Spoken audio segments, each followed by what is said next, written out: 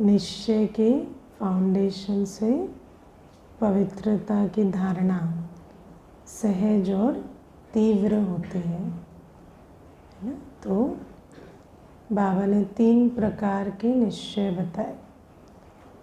पहला तो यथार्थ निश्चय। यथार्थ निश्चय में हम बाप के बन गए, ये अवस्था होती है। और बाबा कहते कि अपने आप को आत्मा जानने से, मानने से और चलने से, और बाबा जो है जैसा है वैसा बाबा को जानने से हम आत्मा के अंदर सहज ये धारणा हो जाती कि हम बाप के बन गए। क्योंकि हम आत्मा हैं तो हमें चाहिए ही कौन? बाबा। और बाबा मिला तो बाबा का बन जाना ही बहुत नेचुरल होता है। और बाबा कहते जो इस प्रकार के निश्चय में होते उनके लिए पवित्रता की धारणा बहुत सहज हो जाती। पवित्रता की धारणा जब होती तो आत्मा की अवस्था कैसे होती है? संपूर्ण लगाव मुक्त अवस्था। पवित्रता का जो सिंबल है, जो चित्र में दिखाते हैं सूचक, वो कमल पुष्प दिखाते हैं हमेशा। तो कमल पुष्प कैसा होता है? कोई भी लगाव से मुक्त होता है, कोई भी चीज़ उसको छूती नहीं। तो ऐसे जो संपूर्ण पवित्रता की धारणा जिस आत्मा में होती, उसको किसी भी बात की इच्छा, चाहना, लगाव, खींच, प्रभाव, ये चीज़ें नहीं होंगी। और अगर ये चीज़ें नहीं हैं, आकर्षण नहीं है, विकर्षण नहीं है ना। हेट इज़ ऑल्सो घृणा, नफरत, द्वेष, ये भी क्या है? ये भी लगाव के ही निशानियां हैं। जब लगाव की पूर्ति नहीं होती तो ये चीज़ें आती हैं। तो जब आत्मा इन सारी भावनाओं से फ्री है तो कहेंगे पवित्र है। और जब हम इन भावनाओं से फ्री हैं तो हमारा कोई चोर गेट नहीं है माया का, है ना। क्योंकि जहाँ ये बातें रहेंगी, जहाँ कुछ न कुछ आकर्षण विकर्षण है, वहाँ पर फिर वो बात माया का गेट बन जाती है। और फिर जब परिस्थिति आती है तो अवस्था हिल जाती है ना। तो बाबा कहते पहला निश्चय यथार्थ निश्चय बुद्धि ऐसे होंगे। और जो यथार्थ निश्चय बुद्धि है वो किसी भी बात में हिलेंगे डुलेंगे नहीं, है ना। वो मास्टर सर्वशक्तिवान की अवस्था में रहेंगे। कोई भी बात में दुखी होना, परेशान होना, चिंतित होना, उदास होना, खुशी गायब होना, है ना, डर लगना, ये बातें उनको नहीं होंगी। ऐसी अवस्था बनी है। कोई भी बात में उलझन हलचल कुछ नहीं होती। तो ऐसी अवस्था बाबा कहते यथार्थ निश्चय बुद्धि की होती। फिर सेकंड नंबर बाबा कहते कि अच्छा लगता है ना। बाबा का घर अच्छा लगता है, परिवार अच्छा लगता है, वायुमंडल अच्छा लगता है, शांति अच्छी लगती है। तो अच्छा लगता है तो चलते हैं। और जो भी निमित्त होते हैं उनका भी यही लक्ष्य होता है कि हमेशा अच्छा लगे है ना। तो अच्छा लगाने के लिए भी बहुत मेहनत की जाती है। लेकिन बात ये है कि अच्छा तो अपने कर्मों के हिसाब से लगेगा ना। तो कोई भी कोशिश, देखो बाबा के घर, मुझे याद है गुलजार दादी जी हमेशा कहते थे कि कोई आत्मा कैसे भी संस्कारों से आते हैं, पुरानी दुनिया से, उनकी अपनी थकावट से आते हैं, जैसे भी आते हैं, तो सेंटर पर हमारा जो फ़र्ज़ होता है वो ये होता है कि ऐसा वायुमंडल बनाए कि आत्मा को राहत मिले, अच्छा लगे, है ना। जो भी अल्पकाल की भले हो लेकिन प्राप्ति हो, कुछ ज्ञान के मोती मिले, कुछ न कुछ उस आत्मा को शांति का अनुभव हो। तो बाबा कहते जब नए नए आते हैं तो शुरू शुरू में तो फिर वो जो शांति का अनुभव है वो खींचता है, क्योंकि एकदम अप्राप्ति से प्राप्ति में आते हैं ना, तो अच्छा लगता है। लेकिन धीरे धीरे क्या होता है कि वो जो यथार्थ निश्चय नहीं है ना, मैं आत्मा मेरा बाबा, तो उस आधार से वो जो डीप इनर वर्क है, संस्कार परिवर्तन, वो संस्कार परिवर्तन नहीं हुआ होता। और वो जो संस्कार है जो शुरू शुरू में अच्छे वायुमंडल में थोड़ा सिर नहीं उठाए होते हैं, वो जैसे ही वायुमंडल जैसे ही थोड़े पुराने होते जाएंगे तो वो सारे संस्कार यहाँ भी अपना सर उठाने लगते हैं। क्योंकि प्योरिटी नहीं है तो कहीं देहाभिमान ट्रिगर होगा, कहीं लोभ ट्रिगर होगा, कहीं काम विकार ट्रिगर होगा, कहीं क्रोध ट्रिगर होगा, क्योंकि अपना संस्कार है, कोई दूसरे की बात नहीं है। लेकिन सबसे सुंदर बात क्या है संस्कारों की, पहले कारण बनता है तो संस्कार बनते हैं, फिर संस्कार अपना कारण खुद ढूंढ लेते हैं। तो जिसका जो संस्कार है उसको संसार वैसा नज़र आता है, उसको कोई ना कोई वो कारण मिल जाता है। और फिर क्या होता, जब कारण ढूंढ लेंगे और वो संस्कार ट्रिगर होगा तो फिर खुशी और शांति की अवस्था थोड़ी रहेगी, फिर तो अंदर हलचल होने लगेगी।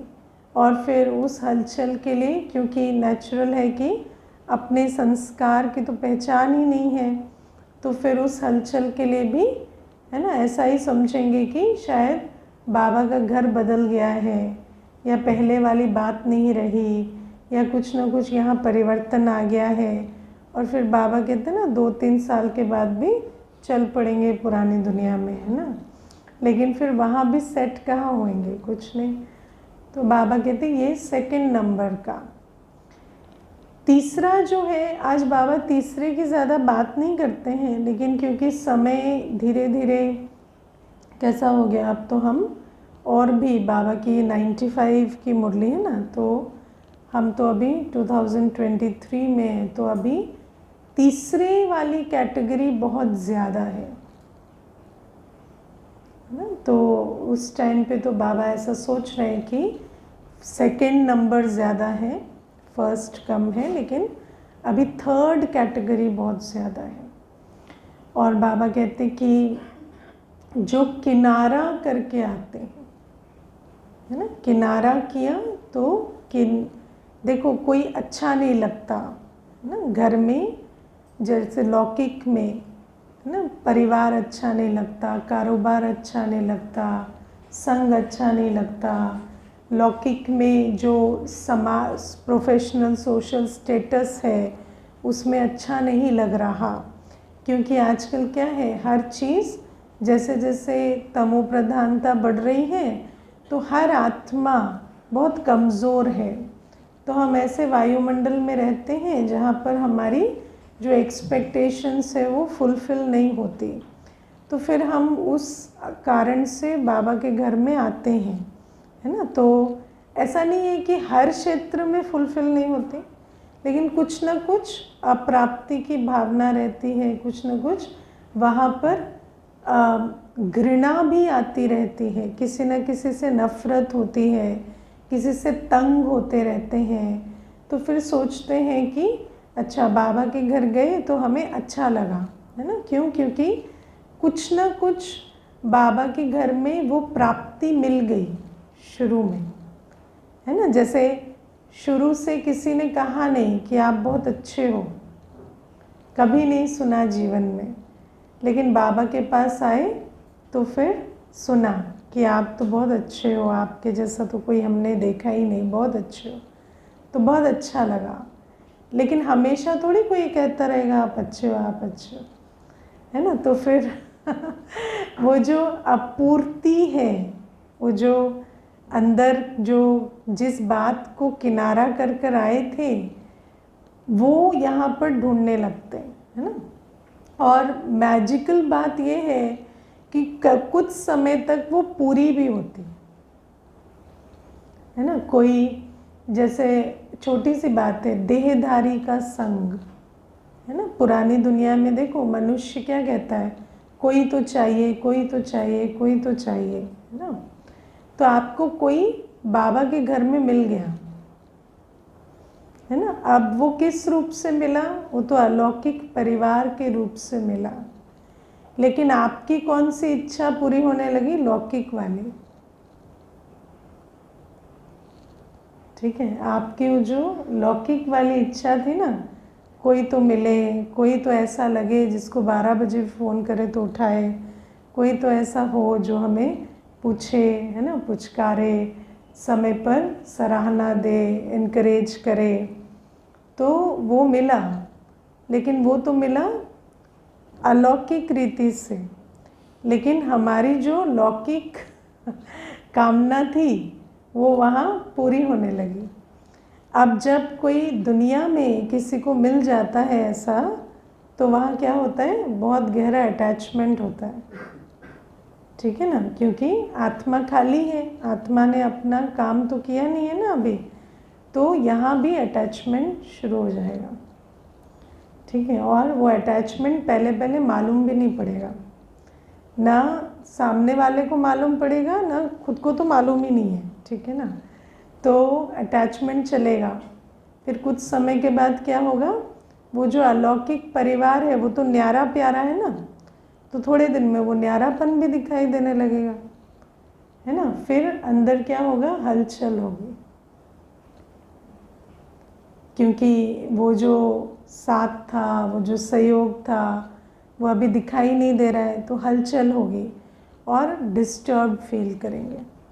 क्यों, क्योंकि अपने अंदर का जो आपूर्ति है वो ख़त्म नहीं हुई थी, वो भरी नहीं थी, लेकिन उसको एक दूसरा स्वरूप मिल गया था, है ना। देहाभिमान है, तो कभी किसी ने अप्रिशिएट नहीं किया था जीवन में, क्योंकि लौकिक रीति से कोई अचीवमेंट नहीं थी, है ना। लेकिन ब्राह्मण परिवार में तो हर एक का अप्रिशिएट करने का संस्कार होता है।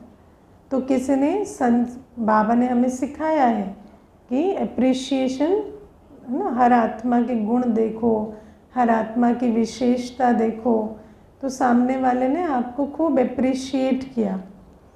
ठीक है ना, तो ऐसा लगा जैसे मैं ही वो हीरा हूँ, आज तक मुझे जौहरी ही नहीं मिला था, है ना। तो आज तक मैं समझता था मैं हीरा नहीं हूँ, लेकिन वास्तव में जौहरी नहीं मिला था, आज मुझे जौहरी मिल गया, तो मेरे अंदर का वो हीरा आज पहचाना गया। लेकिन फिर जौहरी बिजी हो गया कहीं, है ना, जौहरी दूसरे हीरे को परख रहा है, अभी दूसरे की विशेषता पर ध्यान दे रहा है, क्योंकि उसको तो बाबा ने तो जिसको निमित्त बनाया है वो आज, है ना, हर आत्मा की पालना करने में बिजी हो जाते।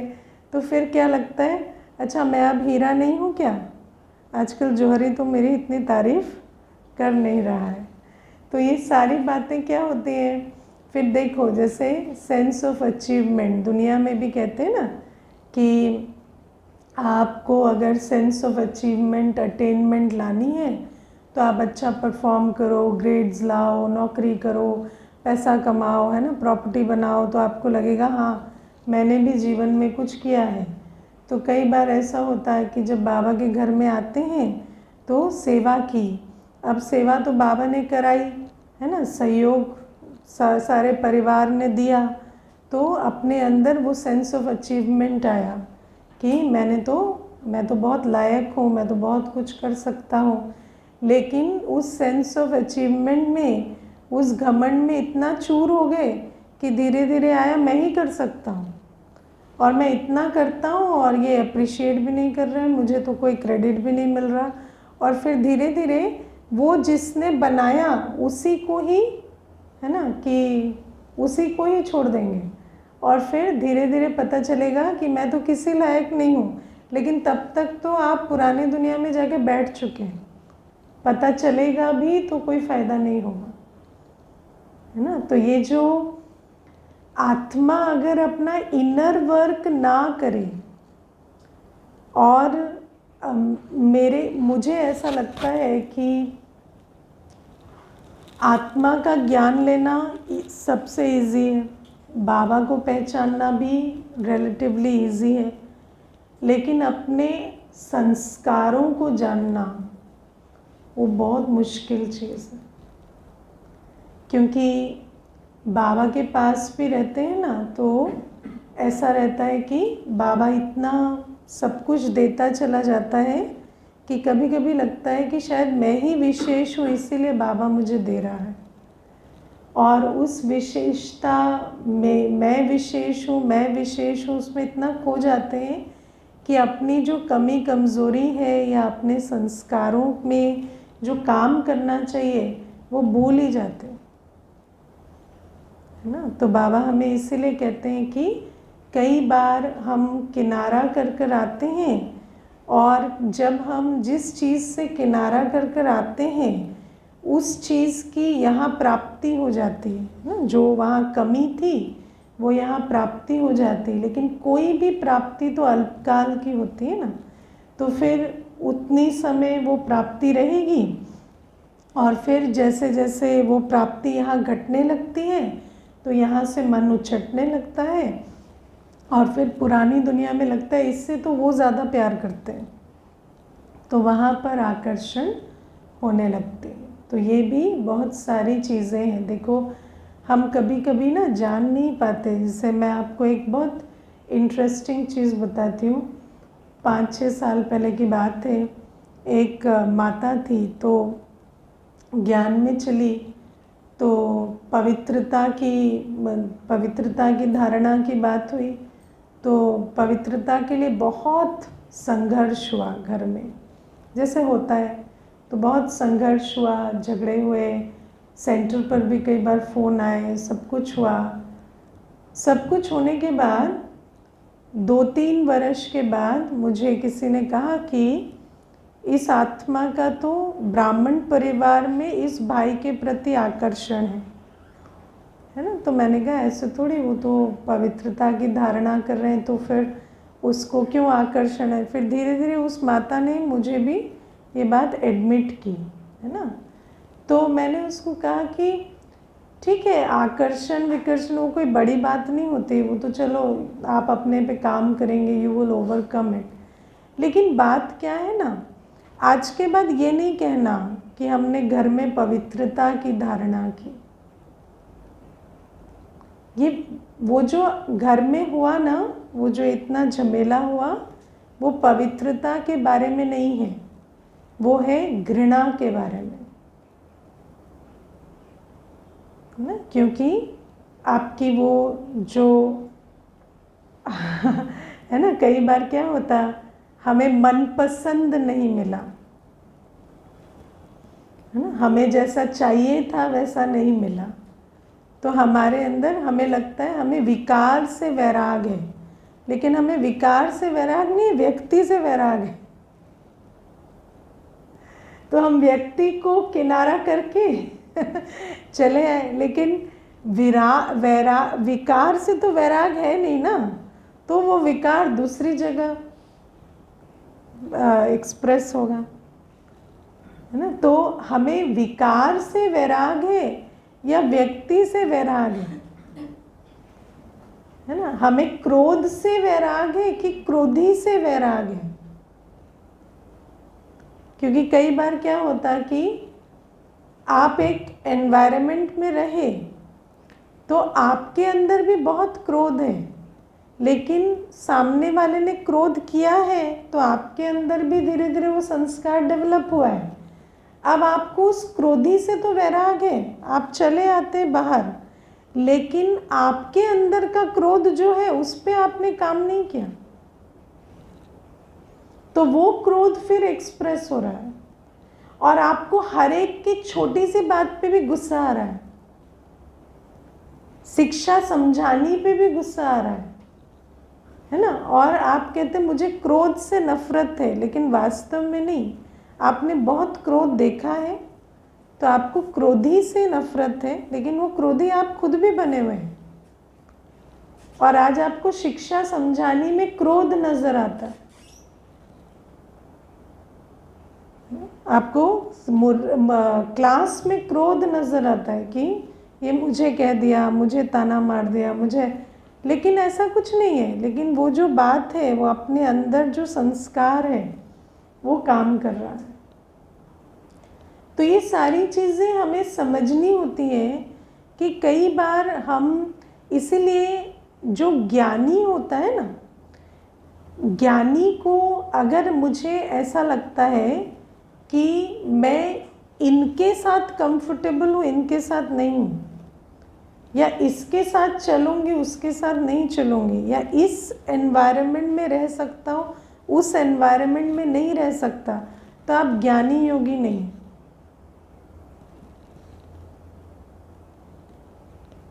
ना। फिर तो आप कुछ एक अवॉइड कर रहे हैं और वो यहाँ मिल रहा है तो आप यहाँ बैठे हुए हैं। फिर एक बार यहाँ से मिलना बंद हो जाएगा तो यहाँ भी अच्छा नहीं लगेगा। तो ये जो यात्रा है ना, ये लंबी कैसे बनेगी, चिरंजीवी भव कैसे बनेगी, हाँ, आयुष्मान भव कैसे बनेगी, जब हम अपने संस्कारों पर काम करें। कई बार ना जब अनुकूल एनवायरनमेंट मिल जाता है ना, तो मनुष्य को लगता है शायद मेरे संस्कार बदल गए हैं। लेकिन अगर मेरे संस्कार बदल गए हैं तो फिर मुझे एक एनवायरनमेंट में क्यों ठीक लगता है, दूसरी जगह मुझे क्यों ठीक नहीं लगता, मेरे अंदर किनारा करने की टेंडेंसी क्यों आती है, हम हर एक के साथ चल क्यों नहीं पा रहे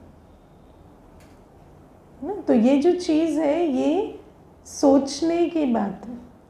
देखो, ज्ञान ऐसा है ना, समझाने में भी बहुत डिफ़िकल्ट होता है, क्योंकि हमारे मन में भी आइडियाज़ होते हैं पर हम उसको 100% व्यक्त नहीं कर पाते, है ना। लेकिन ये जो बाबा कहते हैं ना कि किनारा करने के आधार से भी कई बार चल पड़ते हैं, कई बार। इसीलिए बाबा कहते हैं कि ये नहीं सोचो कि, और मुझे ऐसा लगता है कि वो कोई प्रॉब्लम नहीं है अगर हम फर्स्ट स्टेज में आए, जैसे तीसरा निश्चय कि हम किनारा करने की वजह से आए, या हमें अच्छा लगा तो आए, वो कोई बड़ी बात नहीं है। क्योंकि वैसे भी कोई, हम दुनिया में तो जानते नहीं है ना कि ये बाबा है, तो बाबा के लिए तो नहीं आएंगे ना, आएंगे तो इन्हीं कारणों से। लेकिन हम ट्रांजिशन क्यों नहीं करते, थर्ड से सेकंड, सेकंड से फर्स्ट पे ट्रांजिशन क्यों नहीं हो रहा, क्योंकि हमें समझ नहीं आ रहा है कि हम यथार्थ निश्चय बुद्धि नहीं है।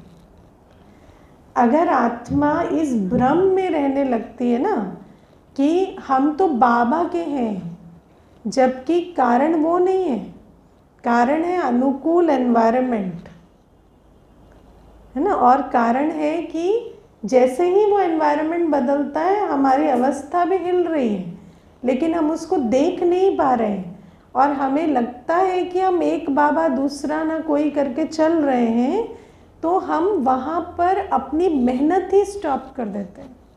हम वहाँ तक मेहनत ही नहीं कर रहे कि हम इतना अपने आप को, मैं आत्मा हूँ और मेरा बाबा है, वो जो अभ्यास करना चाहिए वो अभ्यास ही नहीं कर रहे, क्योंकि हमें समझ ही नहीं आ रहा। और फिर हम कहते हैं अच्छा यहाँ इम्परफेक्शन है, ये प्रॉब्लम है, उसकी लिस्टें बना रहे हैं।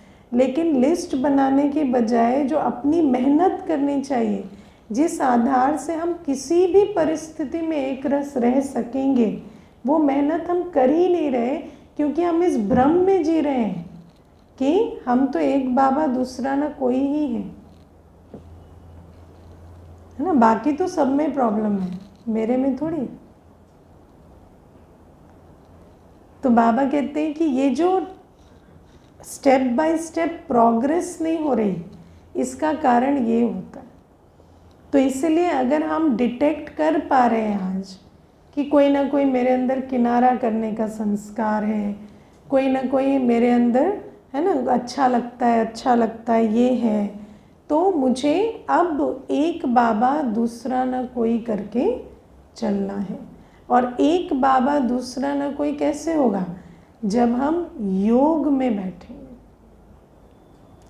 जब हम साइलेंस में बैठकर चिंतन मनन करेंगे, मैं वास्तव में हूँ कौन, मेरे गुण क्या है, अपने गुणों शक्तियों के स्वरूप में बैठेंगे, जब हम एक बाबा की याद में बैठकर अपने अंदर वो जो स्नेह की संपन्नता की अनुभूति करेंगे, तब जाकर वो जो पहले निश्चय की बात है वो आएगी।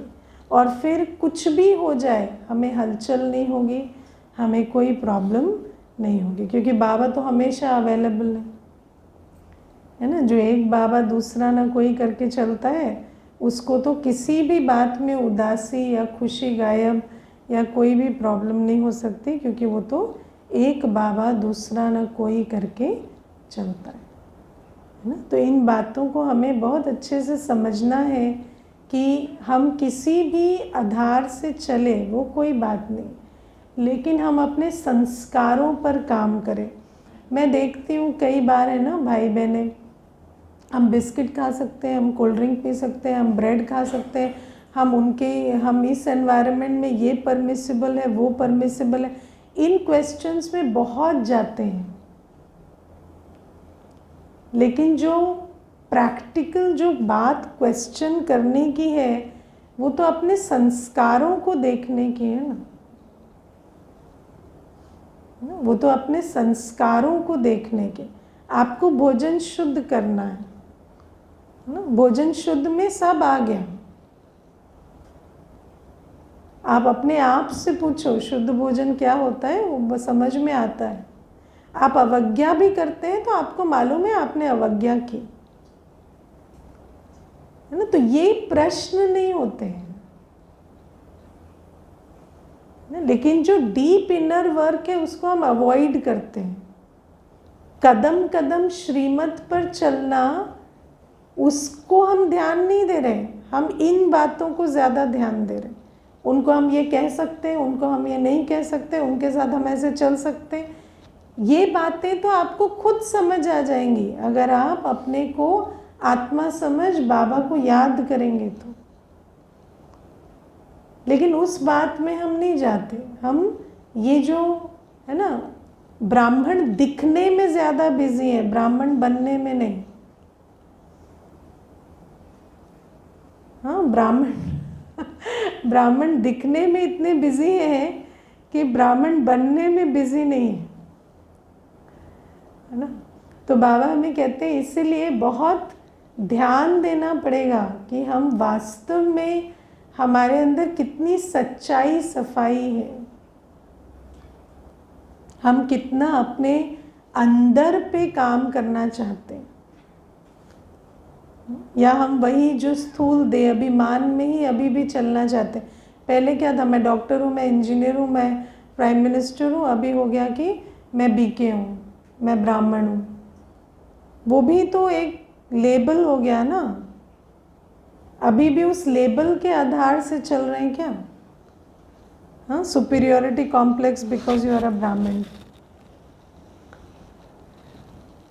सारी दुनिया तो तुच्छ है, विकारी है, हम ब्राह्मण हैं, लेकिन विकार अपने अंदर भी उतने ही हैं। तो हमें इन बातों को थोड़ा अपने को झकझोड़ कर देखना पड़ेगा, है ना। अभी भी संकल्प हमारे जाते हैं देहधारी की तरफ, अभी भी हमें क्रोध आता है, अभी भी हमारे मुख से जो बोल निकलते हैं वो कोई सुने तो अच्छा ना लगे, है ना। अभी भी हमारे जो कर्म है वो कोई देखे तो उसको कोई प्रेरणा नहीं मिलेगी, ऐसे कर्म करते हैं। अभी भी हमारे अंदर गुण कलाएं दिखाई नहीं देती और हम कहें कि हम ब्राह्मण हैं इसी बात में खुश हो जाएं, नहीं। इसीलिए जो मेहनत है ना, देखो मेहनत से सब कुछ होता है। बाबा कहते पुरुषार्थ से हम सर्वगुण संपन्न 16 कला संपूर्ण बन सकते हैं ना। और प्रैक्टिकल है, यथार्थ विधि है, बाबा की विधि फुल प्रूफ है। लेकिन हमारा पुरुषार्थ पर अटेंशन क्यों नहीं है? क्योंकि वो जो देहाभिमान के बादल छा जाते हैं, हमने तो बहुत कर लिया, हमने तो बहुत जी लिया, हमने तो बहुत पुरुषार्थ कर लिया, हम तो 10 साल से और 15 साल से हम तो समर्पित हैं, है ना। तो ये भी एक बादल बनकर ऊपर आ जाता है। इसीलिए अपने आप को देख भी नहीं पा रहे हैं हमारा क्या हाल है। छोटी सी बात कोई कह देता है तो, है ना, मुंह ऐसा खुलता है जो पूरे अंगार बरसते, लेकिन जान नहीं पा रहे हैं कि अपना हाल क्या है ना। और वो भी हर जगह नहीं बरसते, सिर्फ जो खिलाते हैं, पिलाते हैं, पालते हैं, उनके ऊपर बरसते। लेकिन अपने आप को सर्वगुण संपन्न, 16 कला संपूर्ण समझने में कोई कमी नहीं रखी है। तो इसीलिए इन बातों को समझ कर चलना होता है कि अपना हाल क्या है वो ठीक से देखें और उस आधार से अपने अंदर चेक और चेंज करें। और बाबा कहते हैं ये जो संस्कार परिवर्तन है इस पर अटेंशन देना है। हमारे अंदर कोई कमी है, कमज़ोरी है, कोई बुरी बात नहीं है, लेकिन वो कमी कमज़ोरी को मैं भरूं, वो और ही माया का द्वार बनकर मेरी की कमाई चट ना कर दे, क्योंकि मुझे वो द्वार पता ही नहीं चल रहा है। माया को पता चल रहा है, माया वहाँ से हमसे विकर्म करा रही है, हमें अपना द्वार ही नहीं पता है ना। It is not important who you are, it is important whether you are self aware. आप जो भी है चलेगा पर आप सेल्फ अवेयर तो रहे ना, है ना। भ्रम में क्यों जी रहे हैं हम कि हमारे अंदर कोई कमी नहीं है, कोई कमज़ोरी नहीं है, या हमें कोई काम नहीं करना है ना, हम तो अवॉइड करके चला सकते हैं, कमी कमज़ोरी तो दूसरे में है। तो बाबा कहते हैं इन बातों को हमें चेक और चेंज करना पड़ेगा। और जब हम अपने को आत्मा समझते हैं तो आत्मा तो है ही बाप समान, आत्मा का तो निजी स्वरूप ही गुण स्वरूप, शक्ति स्वरूप है ना। आत्मा तो ना अकेले में शांत स्वरूप, सुख स्वरूप, प्रेम स्वरूप है ना। तो अपने को आत्मा समझना माना, और संगम युग में आत्मा अकेले वैसे नहीं हो सकती, सतयुग में होती। संगम युग में परमात्म अभिमानी इज इक्वल टू आत्म अभिमानी, क्योंकि हम कॉम्बिनेशन में ही आत्मिक स्वरूप में रह सकते, हम बिना बाबा के नहीं रह सकते। इसीलिए संगम युग में जितना हम बाबा की याद में हैं, हम अपने स्वरूप में रहेंगे, ठीक है ना। तो बाबा कहते हैं इस प्रकार से निश्चय बुद्धि होकर चलना है। और एक आत्मा तो निर्भय होती है, निर्वैर होती है, अविनाशी है। उस आत्मा को कोई किसी भी बात में माया हिला नहीं सकती। सर्वशक्तिवान की संतान मैं मास्टर सर्वशक्तिवान हूँ। माया मेरे संकल्पों को उल्टा चलवा दे, मेरी भावनाओं को विकृत बना दे, मेरे से उल्टे कर्म हो जाए, बोल निकल जाए, ऐसा नहीं हो सकता अगर मैं मास्टर सर्वशक्तिवान हूँ। मेरे अंदर संपूर्ण पवित्रता की धारणा होगी ना। तो इन बातों को बहुत अच्छे बाबा ने आज बहुत सारे एग्जाम्पल्स दिए, टीचर्स के लिए भी दिए, स्टूडेंट्स के लिए भी दिए, है ना, कि किस प्रकार से माया तंग करती है ना। कि ऐसा लगेगा हम बाबा के आधार से चल रहे हैं, लेकिन चल रहे हैं स्टूडेंट के आधार से। स्टूडेंट गया तो दिल धड़क गई, है ना। तो बाबा कहते इतना भी हो जाता है, कोई मान शान नहीं मिला तो अपने अंदर क्वेश्चन मार्क आ गया, तो स्वमान नहीं है क्या आपका? हाँ, मान शान नहीं मिला तो आज बाबा ने कहा ना कि लिस्ट बनाते रहेंगे कि पिछली बार भी प्रोग्राम हुआ मुझे नहीं बुलाया, इस बार भी प्रोग्राम हुआ मुझे नहीं बुलाया। तो धर्मराजपुरी में यही पूछा जाएगा आपने कितने प्रोग्राम अटेंड किए, कितनों में सामने बैठे थे, कितनों में पीछे बैठे थे। हाँ, तो बाबा कहते तुम्हारे फाइनल मार्क्स का ये आधार नहीं है। लेकिन क्या होता है, मैं आपको इसकी भी जड़ जो है, कई बार मैं ये क्लास में बताती हूँ, इसकी भी जड़ क्या होती है, द यर्निंग टू बिलोंग। जैसे दुनिया में आत्माएं खाली है ना, तो हर आत्मा को एक मुझे बिलोंग करना है, कहीं किसी का हिस्सा बनना है, वो एक यर्निंग होती है। आप हर जगह चाहते हैं ना मुझे इंक्लूड किया जाए, है ना। वो जो इंक्लूड होने की इच्छा है वो भी एक बहुत बड़ी इच्छा होती है ना। और जो इच्छा होती है ना, माया उसी के द्वार से आती है। तो इंक्लूड होने की जिसको इच्छा होती है, उस पर माया आती एक्सक्लूड करने के द्वार से। तो इसीलिए आप देखना कि समाज में ये बहुत चलता है कि आपको एक्सक्लूडेड फील कराएंगे, है ना। आप घर में रहेंगे, रोटी बनाएंगे, सफाई करेंगे, सब करेंगे, लेकिन व्यक्ति जब बात करेगा तो कहेगा, है ना, घर तो पुरुष का है, स्त्री का नहीं है। तो आपको फील होगा, हाय मैं इतना करती हूँ और मेरा घर ही नहीं है, तो मैं एक्सक्लूडेड फील करूँगी, है ना। तो ऐसे ही, लेकिन ये सब खाली आत्मा के निशाने होते हैं ना। आप कहीं रहेंगे, आपने मकान भी खरीद लिया, लेकिन RWA वाले आपको ग्रुप में नहीं डाले, हाँ, तो वो भी क्या, वो आपको एक्सक्लूडेड फील करा रहे हैं, है ना। फिर आपको लगेगा मेरा राइट क्या है, मुझे पार्टिसिपेट नहीं करने देते, मुझे ऐसे नहीं करने देते। तो बाबा कहते हैं, मानो अभी बाबा ने हमें सिखाया, किसी देहधारी को इतनी पावर ही मत दो ना कि कोई आपको इतना डिस्टर्ब कर सके, है ना। सिर्फ बाबा को उतनी पावर दो, है ना। बाबा की भी बात सुनाई ना दे, इतनी पावरफुल नहीं हो जाना। कई बार क्या होता है कि हाँ, ऐसे बन जाते हैं कि मुरली का भी असर नहीं हो रहा, निमित्त के कहने का भी असर नहीं हो रहा।